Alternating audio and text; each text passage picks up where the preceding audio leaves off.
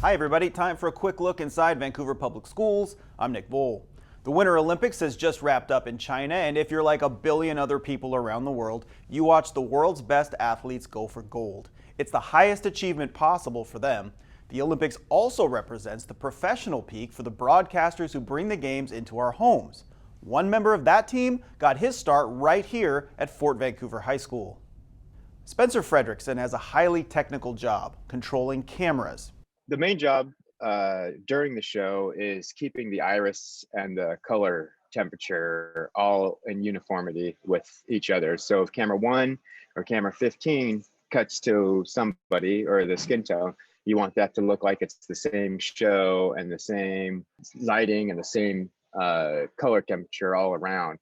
Spencer's so good at it, he flew halfway around the world and ended up leading a team at the Beijing Olympics. They hook up all the cameras and work with the director, camera operators, instant replay operators, and more to put on a great show. If nobody talks to me during an event, I did a great job because then nobody knows what you do until you don't do it. So you just sort of have to be ahead of the game on that kind of thing. They work in a control room below the slopes. The snowboarding downhill is what we're covering mostly. Well, we have to do the skiing and the snowboarding, and I'm a snowboarder, so I relate more to that. The rest of the year, on a typical Sunday, you'll find Spencer scattered around the country broadcasting from NFL stadiums. It's a far cry from his high school days at Fort and Kiggins Bowl. I wasn't really the strongest with the academics, not good at math. I was kind of not sort of a perfectionist with like English and writing, but if I just didn't like what I was putting out, I didn't ever turn it in or anything like that. So I wasn't really great academic wise. I was more of a hands-on learner. And being in video production, I could finally get the understanding that maybe I don't need to have huge education accolades to be able to get into a career. The thing that I always associate with Spencer is work ethic. Andy Burhow taught Spencer his first 2 years at Fort Vancouver and worked with him for a few more years on Fort Sports, the school's sports broadcasting program. This footage is from 11 years ago, not long after Spencer's senior year. Video production was the thing that kept him going. I can't tell you how many students have told me that they wouldn't have finished school or wouldn't have stayed in school if it hadn't been for taking my class. Now, I don't think that necessarily for me as a teacher that it was.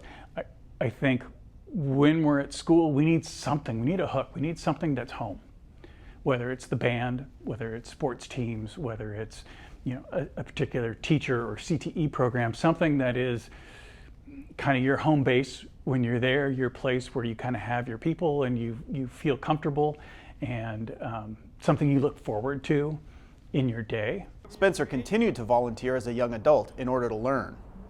Volunteering is some of the best vehicle to get there, and the VPS system and the Fort Sports system was really more of a foundation for me to even be able to get into any of this.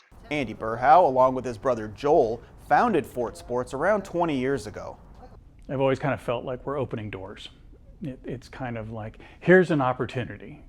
Joel is a full-time video professional running camera for the Trailblazers and other college and pro teams, and helped guide Spencer into the business. And that really hit home with me because I realized that that's a career. I didn't know you could go and watch a basketball game and hold a camera and get paid for all that. And so it was good to just sort of find what I'd like to do and just keep doing it for fun. And then eventually the career and the money came with that. Spencer started picking up work here and there. You definitely don't start out at the Blazers or anything big until they know that you have the ability to do these things and stuff. And so just kind of pressing away on smaller jobs will kind of get your foot in the door. After 2 years of grinding, he began to learn how to work with cameras, spending dozens of hours for free with experts. It was just more or less coming in and taking the initiative to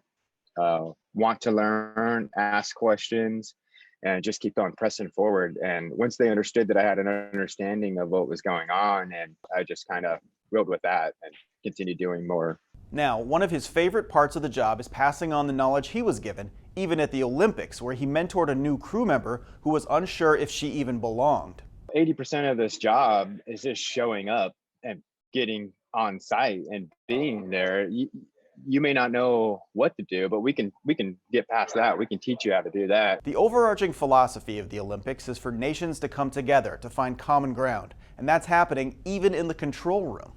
The biggest thing for me is meeting all these new people, international people that you really might have predetermined feelings about different areas of the world and stuff like that, and it really dissolves all that kind of stuff when you actually get face to face with people and you understand that they're going through the same issues that we're going through in America, just on their side of it.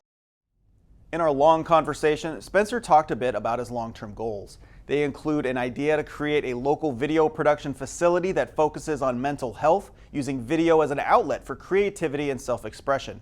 If he pursues this project with his typical work ethic and positive attitude, I'm sure he's going to get it done. Thank you so much for watching. I'm Nick Voll.